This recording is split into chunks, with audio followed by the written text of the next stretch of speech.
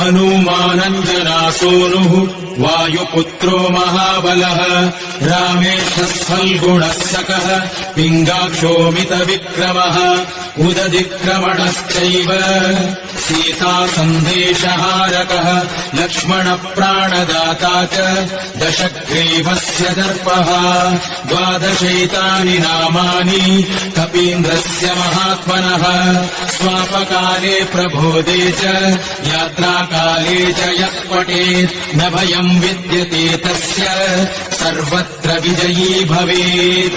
स्वस्ति श्रीहनुमद्12 नाम स्तोत्रम् सम्पूर्णम्।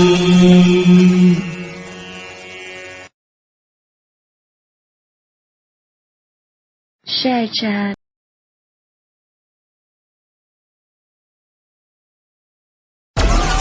Download